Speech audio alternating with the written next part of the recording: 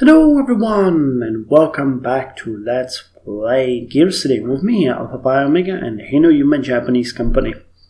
So this video comes after 2 days worth of break in which I have been playing just GearCity and trying to figure out what way I could go with that would make me survive in the scenario that I have set for myself.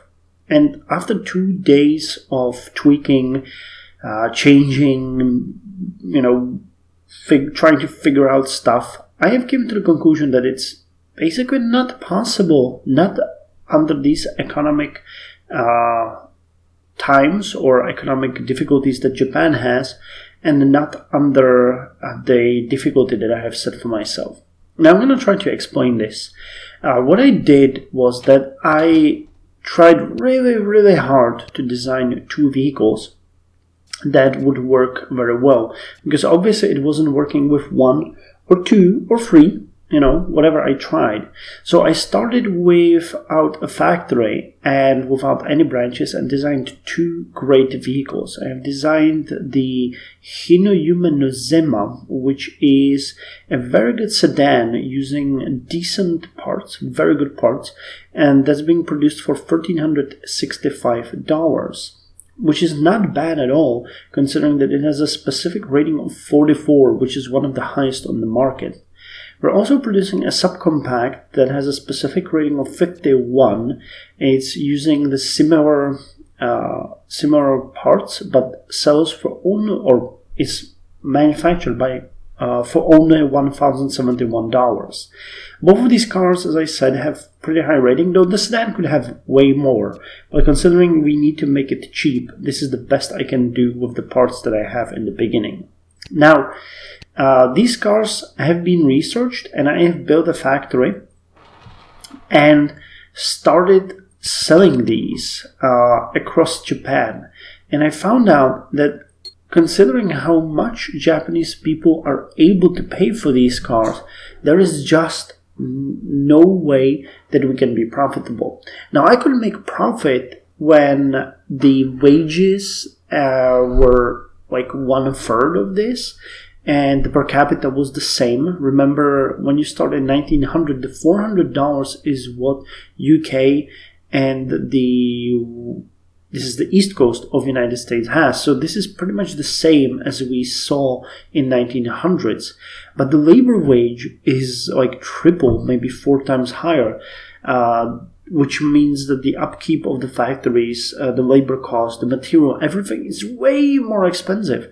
So even if we mass produce 2 types of very successful cars, and even if we sell them at max possible value, and at the max possible numbers, the best I can do is get to around minus 100,000 every month. Now, I ran a number of scenarios. I tried auto-producing them. I tried doing just a couple of branches. I tried 1 production line. It's just not possible.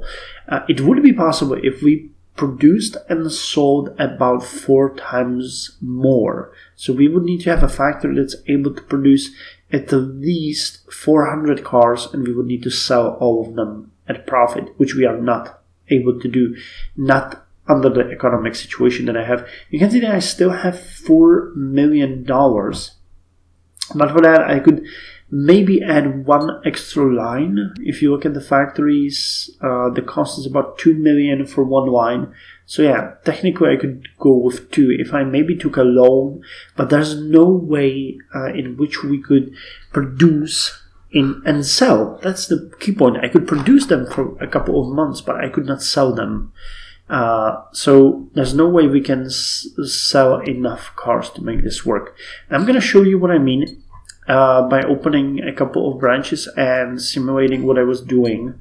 Maybe you can find out some flaw in what I'm doing. I would be happy to hear your opinion on this, because there might be, of course, something that I'm doing wrong, but I just think that the ratio between expenses that we're facing and the income that we can generate is just too wide. If this was not 400, but it was like 600 or 700, it could work. even I guess that even at 550 it could work easily. I could start the same scenario and go to United States, and I could make boatloads of cash. Not a problem. Boatloads, seriously. But in Japan it just does not work. Let me show you. I'm gonna wait. Let's say we're gonna sell the Mamoto for 1800, and we're gonna sell you for 2000. I think that's still, yeah, we still have a lot of customers here, and we have a lot of customers here. I'm gonna put the factory in Yokohama, one production line to each. Let's say we're gonna produce, these won't sell, so let's go 80, and let's go 100 with you.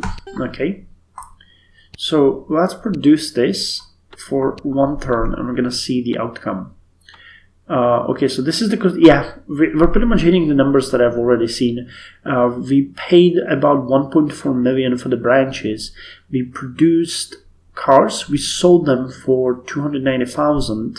We even have some missed sales here, but the cash flow is about minus 140,000, maybe 140,000. So if I fix this, I'm gonna put Hinoyume Mamoto on 50. And this one on 110, which is pretty much the max production that we are capable of. So let's go 50 and here 110. You will see that it does not help. It will make it still that we are at a loss. Yeah, about 100,000 in loss. And then we actually sold 5 extra cars that we did not produce, so we have extra 10k from this. This is not a matter of tweaking the prices, I think, because if I go insanely high and sell a couple of them, it would not fix the problem that the actual overhead, well, actually one thing that just occurred to me that I did not try, hold on, let me try this. If we went with super expensive, which doesn't make sense in this scenario, but I'm gonna see if that could work anyway. If we just opened a branch in Tokyo, and which one is the second biggest one? There was one that had 2 million. Okay, Osaka, let's do this one as well. Produce very small amounts. Let's say we produce 15 of these and 30 of Nozema, and we sell them for, we sell you for 4,000. I don't even know if they would sell for this price. Let's see, what would that do?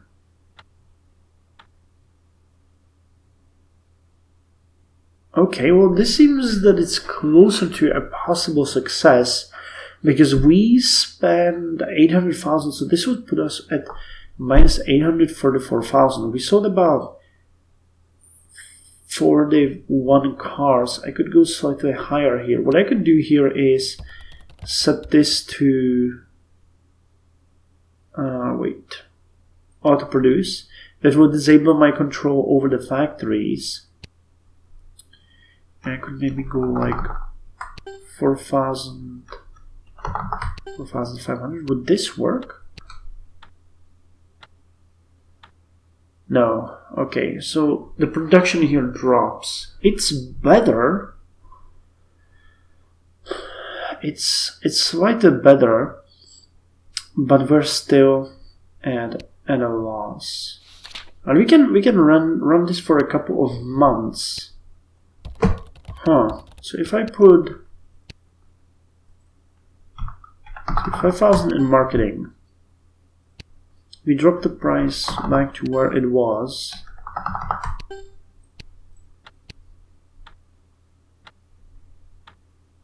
Oh no, it's a loss still. And I don't know, how much did we sell in these cities? 9. City expenses, city revenues. Yeah, this is a loss as well, because we're selling 9 cars there, but the manufacturing, well, maybe it's not an entire loss, but it's still not a profit. It's maybe even. The only place where we can actually make money is Tokyo. So this is a bit disheartening. Now again, this could work for if we wanted to just modify our components, majorly design new trims, and hope that we can maybe survive a couple of years. But considering we're losing $60,000, I would need to spend about 1.5 million on these cars and the development. So it's 2 million. So I would have like a year and a half maybe of running time before we bankrupt, and that's not enough. The income is not increasing fast enough. So this is the problem that I have here. So the alternative is to start somewhere else or just push the time forward and start, say, in 1950s or 1960s, where the income will be more favorable. Wait for the actual GDP to increase. So I'm going to end this episode by showing you the cars that I designed, because I think they're pretty nice. This is the Mamoto. You already saw this one, so I used the same model. But I designed a new car called Nozema, which is the sedan. And I really like it. I think it's a decent car. In this scenario, it's using the same engine as the Mamoto. And as far as the components that we're using for these cars, they're pretty decent. There's a Otosan 4-cylinder straight layout, natural aspirated SOHC gasoline engine, decent length and width. Horsepower and torque is decent.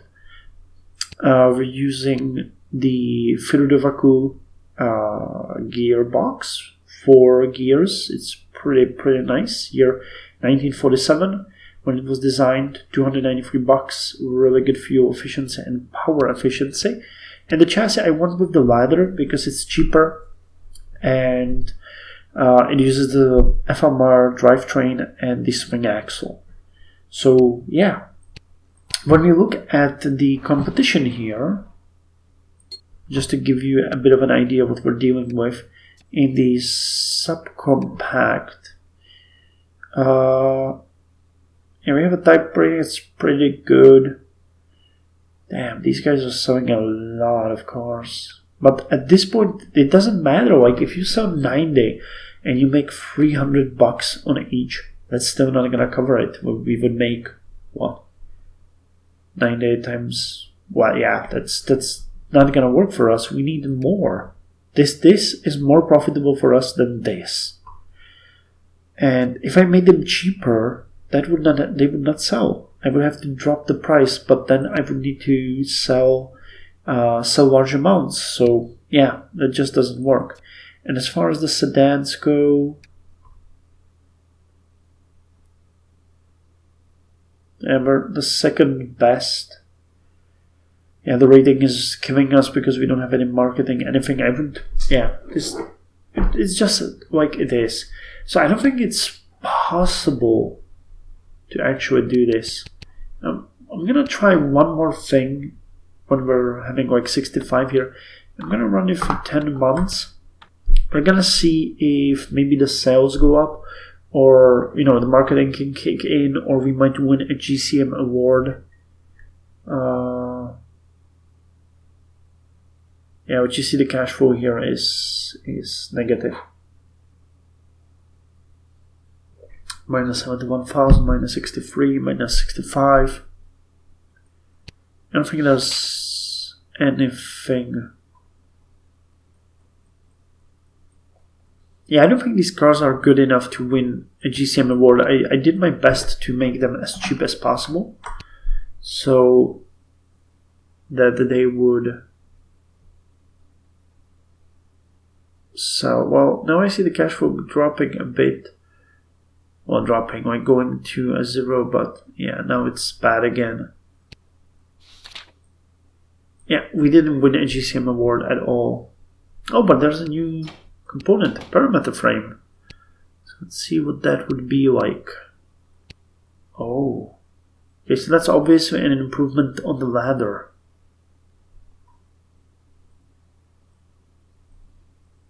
Damn, that's really good. That is really good. Perimeter frames are like ladder frames, yeah. But the perimeter frame's middle section sits outside the rocker panels, allowing for a lower floorboard.